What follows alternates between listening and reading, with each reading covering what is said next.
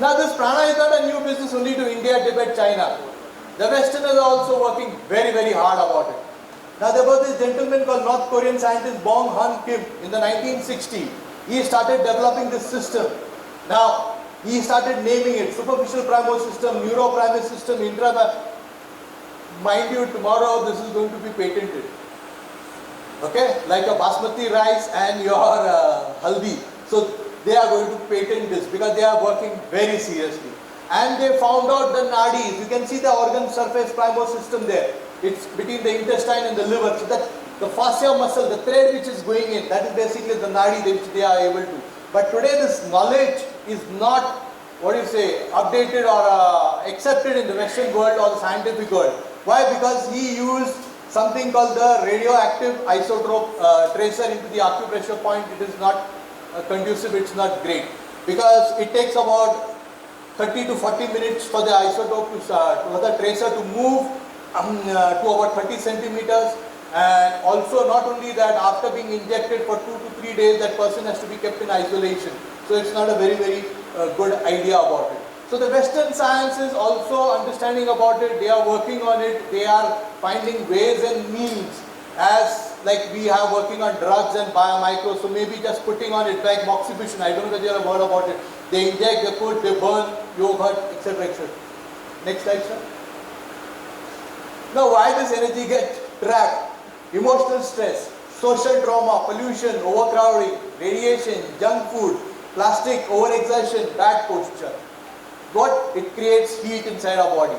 Why? Because there is no safety valve, no mountain, no trees, no open space, no running water, and no time for us. No time to stand and stare, we say. So what? It leads to stress, pranic stagnation, build phlegm, blood stagnation, no clearance of metabolic waste. When there is no clear of metabolic waste, there is no supply of pure oxygen, no supply of blood nutrient, no wear and tear or repair, basically dead cell, lump of mass, can be tumor, benign or malign. Not necessarily always a tumor. But what? It can create obstruction, it can create blockages, it can create dams, it will not allow the energy to move in. And suddenly one finds, oh, my shoulder is hurting. Then elbow, tennis elbow, I don't know, carpal tunnel syndrome.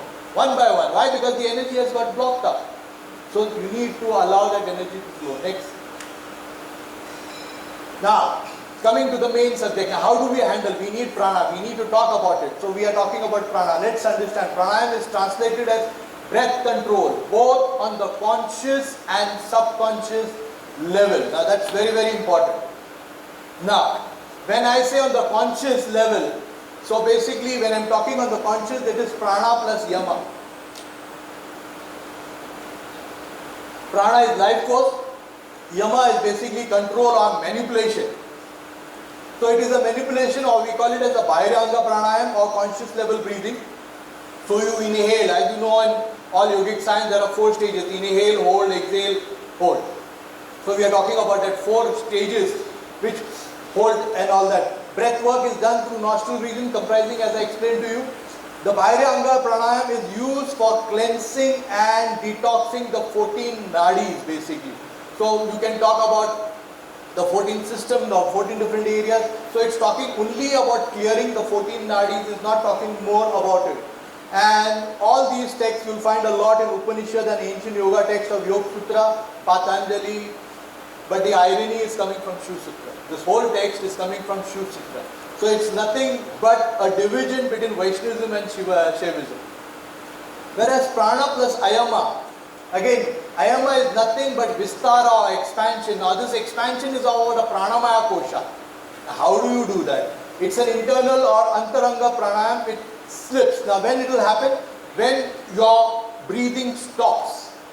You need to be able to stop. Now what happened is many people have taken it in a wrong way. I have seen many schools, wouldn't like to name it, they tell you how long. I have met many masters also, how long can you hold your breath? That's the first question they ask about. But they are not understanding about the expansion part. Breath work is done through skin pose or embryonic breathing. So that means when you were in mummy's stomach, when how you were breathing, you couldn't breathe through the nose. From the skin pose, like a fish we used to breathe. The same way here. And that's why you have seen many great miracle masters and sages who went and buried themselves in the water, or who buried himself in the belly of the earth, stayed there for 40. Like I remember this gentleman called Gagangiri Maharaj. I don't know whether you have heard about him or not. He was staying in Karjat area.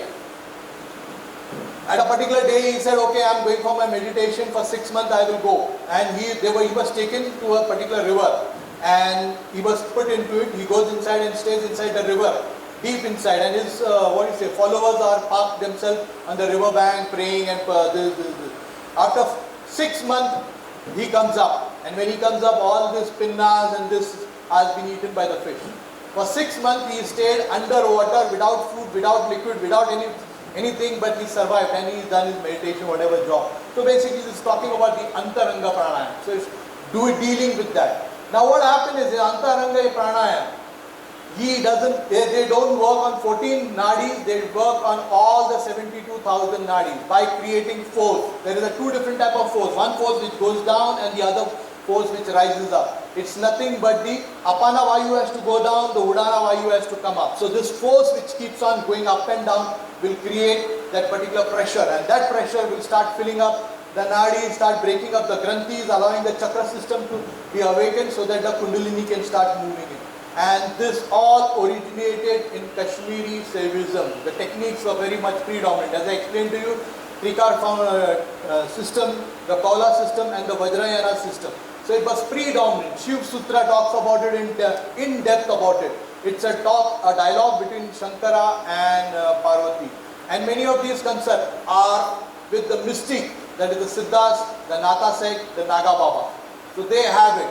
Now there is today a big debate between the Vaishnavites and the Shaivites talking about it. But if you ask me, the ultimate highlight about it is Prana plus Ayama.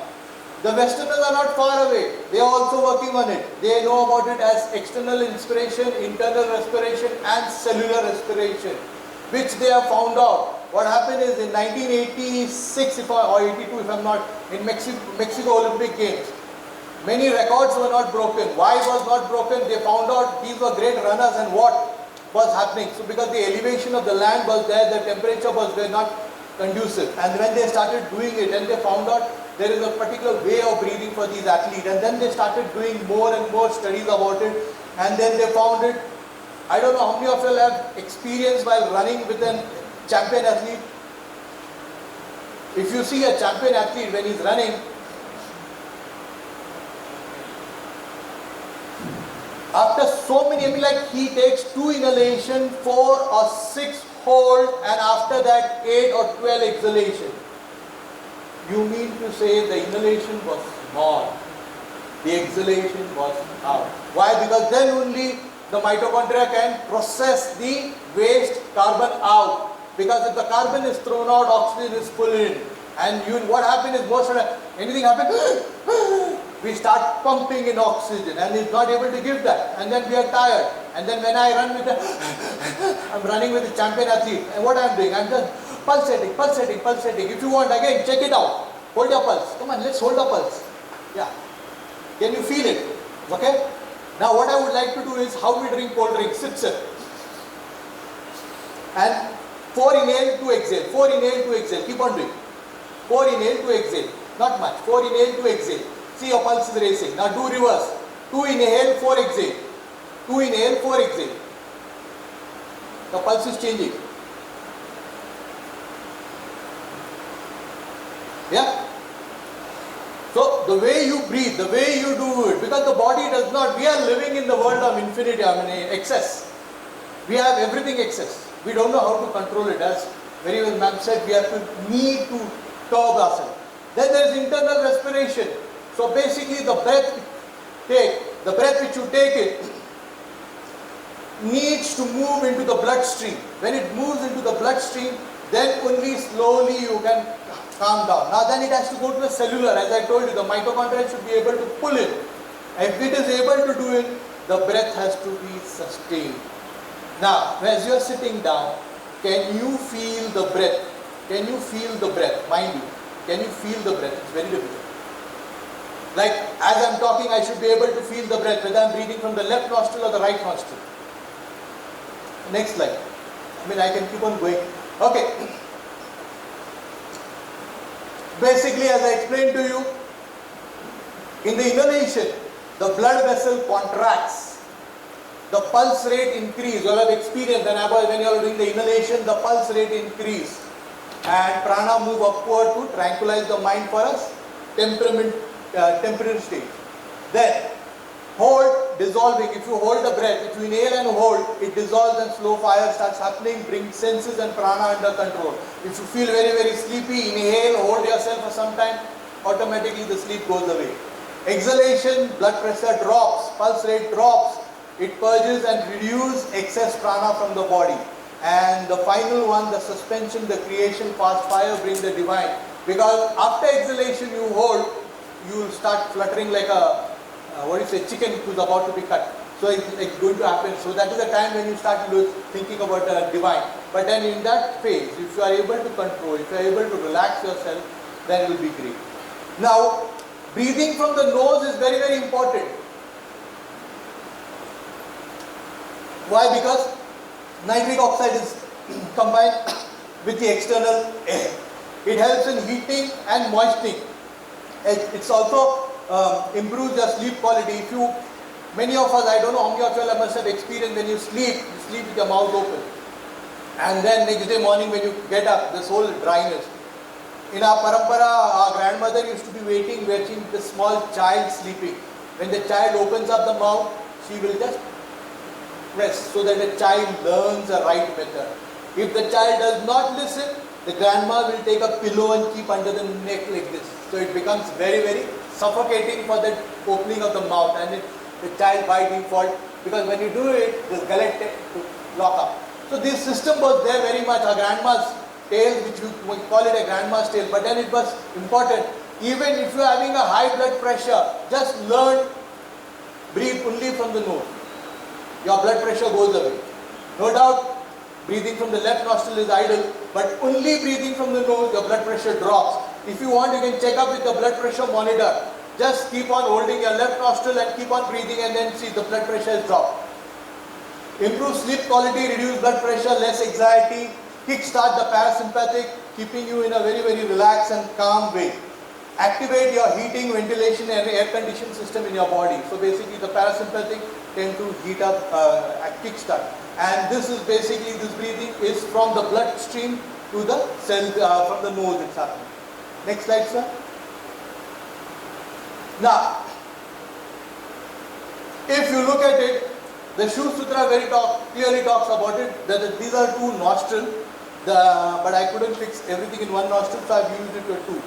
If you are able to focus and be aware only on the tip part, that is the triangle red spot, so that's supposed to be the fire area, because the breath which you are taking has 5 different qualities of the Panchamahabhuta. Then if it is on the below, at this last crescent, then it is the water quality. Then if it is the center, like a big block, then it is the earth. And if it is right around, then it is basically Vayu. And final, the small spot which is happening, that is the Akasha. Now when it is happening in the Akasha, the body is cool, the breath is cool, the mind is cool, everything is cool. You just need to just stay there and watch the incoming and outgoing breath.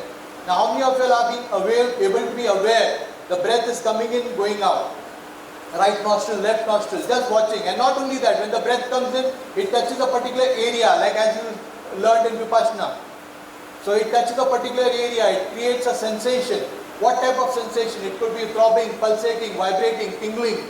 Now when you start looking at it, all your stress gone out. You are taken to another world. Now this is what basically they are talking about. Now what's happening is, when you start doing it, after suspension, then as I explained to you, 4 type of breathing. Inhale, hold, exhale, hold.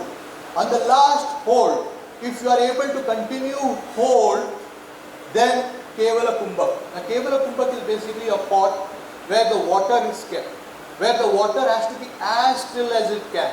When the water is still, then only you are able to see the flow. Half of the time we are breathing in desperation. Can we sit down quietly and watch the incoming and outgoing breath? Very good. Not happening. Why? Because the mind is processing data. When the mind is processing data, the breath tends to go up. And when the breath tends to go up, the body tends to go up. So, it's basically one connected to the other. So it's analogy to a kumbha, moving towards subconscious level breathing. Now what do I mean by it? An average human breathe about 15 breaths a minute. Now can you drop that 15 breath to 5 breaths? So prolong the inhalation and exhalation. So when you prolong, carbon dioxide increase in the body by 25%. And when this carbon dioxide increases, your pulse rate drops.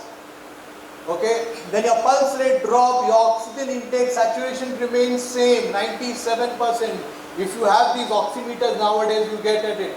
You try it out. I have been trying it out. I keep on telling my students to do it, and they find, though they are inhaling only this much and exhaling so much, the oximeter shows 97% because you have plenty of oxygen in your bloodstream, in your cells, in your tissue, in your muscle. Everywhere oxygen is being spread out, and they are all there and they are not being utilized. They all stay. Constant practice of any physical technique at this particular rate, as I explained to you, champion. Now, I don't know how many of you know about it. There is a Russian martial art called Systema. Well, I've heard about it. They are supposed to be something as good as a paramilitary commando. They use these techniques. They use these techniques. If they have to do a push-up, so what they will do is, they will do 2 inhalation first, and they do about 40 push-ups in exhalation mode. That's not possible. It's very difficult. But this is the technique they have got employed. Next slide. Now when we are talking about Antaranga Pranayama, when you need to drop, as I am saying, drop. So you have the 5 major prana we are talking about. So first thing you need to do is drop your apana vayu. So when the apana vayu you tend to drop in, the udana vayu will start rising. So because the apana vayu and the udana vayu tend to keep on rising, the samana vayu will start churning in the center area. When that churning, your metabolic rate, your digestion, everything, blah, blah, blah, blah, they all tend to go top gear. Now when that starts happening, that churning, it's like the nut and bolt, the gear wheel like. So as this keeps on moving the energy, because as I explained to you, only 2 things, going down and going up. So this 2 pulsation which is creating will start moving the energy into your limbs, the Vyana vayu. When it starts going into the Vyana vayu, now the energy has gone all over, the 72,000 nadis are slowly opening up. As it's opening up, it will start piercing into the central line. The prana vayu will start moving into the central line. When the prana vayu starts moving in, it has to open the granthis. Till it doesn't open the granthis, it is not going to happen. Prana vayu is now today taken as the fascia muscles, which we have been talking a lot about it in the Western world. The Western world has seen the potential behind it, and they have started doing a lot of research over the expansion of pranamaya kosha. A simple technique of shoulder pain. Okay, what they do is nothing, just place this hand here, allow this finger to touch that area and allow this. So basically you are opening the pranamaya kosha. When you open the pranamaya kosha, the pain tend to travel and then they subside out. So basically a simple techniques like these have been worked out in the West. Okay, so and as this energy keeps on building, you find the cage, like this cage start developing. So there are 3 cages, 1 year, and this year. Now this cage builds up with the amount of pressure build up inside your system. Again, mind you, 25,000 years of science cannot be discussed in 1 or 2 hours. So bear with me, because I can literally recreate this scenario which I am saying. Give me another 10 days to a workshop morning to evening and you can get this. That much guarantee I can give it to you. It really works, the science there, still there, and it is in existence with some of the pockets of these masters, but then not very much to our Indian. Today what we know about in India when they do pranayam, alom, vilom, nadi shodhan, I do this pranayam, shikali pranayam, nothing is giving me benefit. Why? Because the very concept of the ayama, of the expansion of the pranamaya kosha is lost.